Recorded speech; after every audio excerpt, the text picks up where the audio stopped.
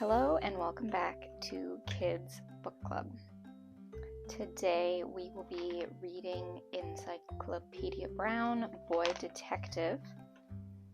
And if you haven't already, you can go back to our previous Encyclopedia Brown and listen to the chapter, The Case of the Civil War Sword.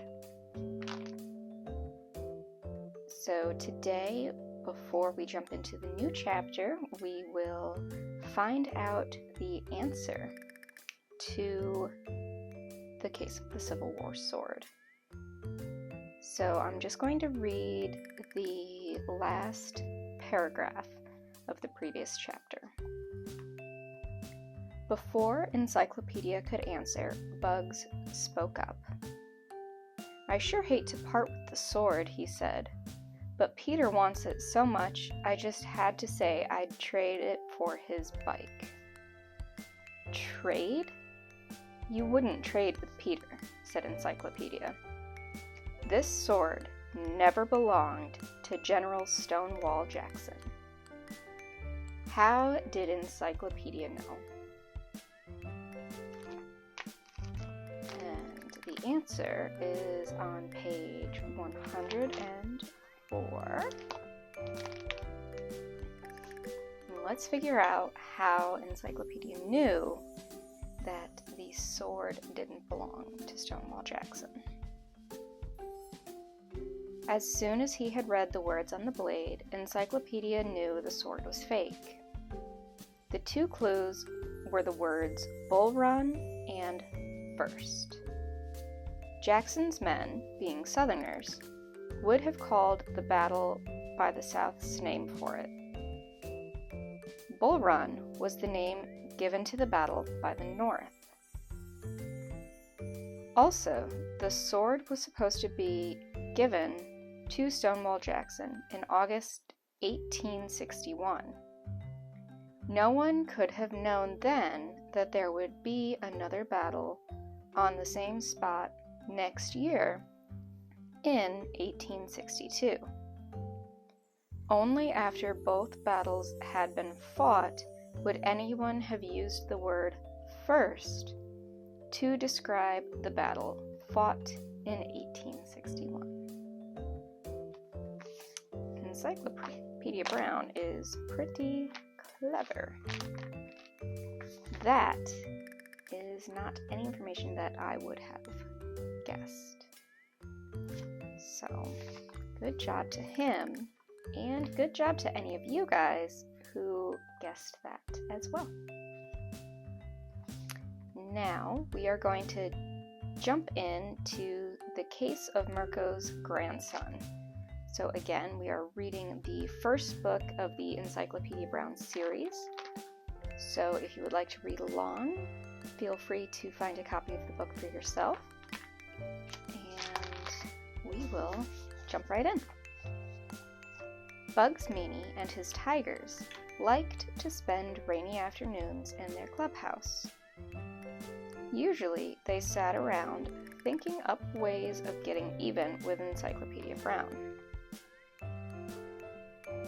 But today, they had met for another purpose: to cheer the boy detective on.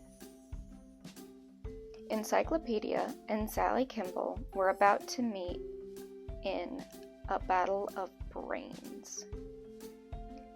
The tigers hated Sally even more than they hated Encyclopedia, but with good reason. When Sally had moved into the neighborhood 2 months ago, the tigers jumped to show off for her. She was very pretty, and she was very good at sports. In fact, she got up a team of 5th grade girls and challenged the tigers to a game of softball. The boys thought it was a big joke, till Sally started striking them out. She was the whole team. In the last inning, she hit a home run that won for the girls 1-0. But the real blow fell on the tigers the next day. Bugs was bullying a small boy when Sally happened to ride by on her bicycle. "Let him go," she ordered, hopping to the ground. Bugs snarled. The snarl changed into a gasp as Sally broke his grip on the boy. Before the other tigers knew what to do, Sally had knocked their leader down with a quick left to the jaw.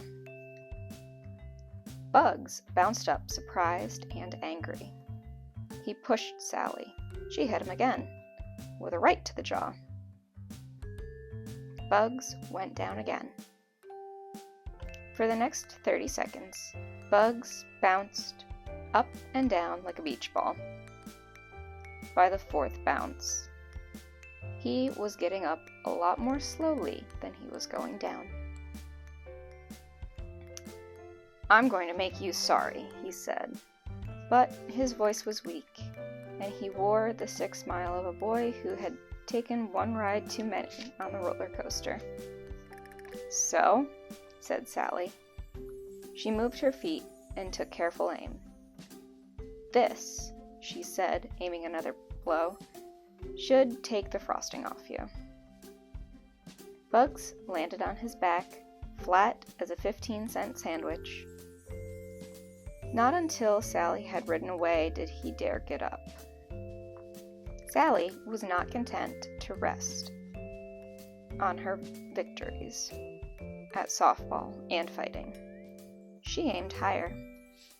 She set out to prove she was not only stronger than any boy up to 12 years of age in Idaville, but smarter too. That meant outthinking the thinking machine, Encyclopedia Brown. The Great Battle of Brains took place in the Tigers' clubhouse. The two champions, seated on orange crates, faced each other. The Tigers crowded behind Encyclopedia. The girls' softball team crowded behind Sally. That left just enough room in the tool shed to think. Everyone stopped talking when Peter Clinton, the referee, announced the rules. Sally has 5 minutes to tell a mystery. She must give all the clues. Then, Encyclopedia will have 5 minutes to solve the mystery. Ready, you two? "Ready," said the girl champion. "Ready," said Encyclopedia, closing his eyes. "Go," called Peter, eyes on his watch. Sally began to tell the story. The great Mirko was the best trapeze artist the world had ever seen. People in every big city were thrilled by the wonderful performer swinging 50 feet above the ground. In the year 1922, Mirko died at the very height of fame. In Mirko's desk was found a letter. It was a will, written by the circus star. The will decreed that the star's money be put in a bank for 40 years. After 40 years, the money was to be taken out and given to Mirko's oldest grandson. If no grandson was alive, all the money was to go to Mirko's nearest relative, man or woman. 40 years passed. A search was begun. At last, a man was found in Kansas City who said he was Mirko's grandson. His name was Fred Gibson. He went to court to claim his inheritance. While the judge was listening to him, a tall woman in the back of the courtroom jumped up. She was very excited. The woman said she was the trapeze artist's grandniece. She kept shouting that the great Mirko was not Fred Gibson's grandfather. Therefore, the money was rightfully hers. The judge questioned the woman. He had to agree with what she said. She was Mirko's grandniece. And the great Mirko was not Fred Gibson's grandfather. Now, concluded Sally, who got Mirko's money? The tall woman or Fred Gibson?